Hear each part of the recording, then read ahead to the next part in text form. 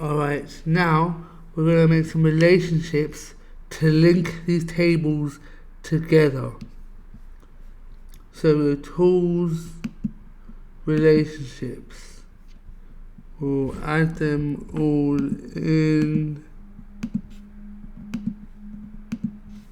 and then you resize them.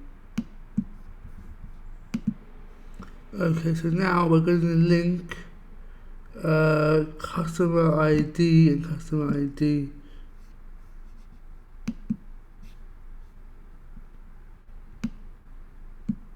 Now there isn't anything to link these two tables together. Customer ID is a primary key here, and it's a foreign key here.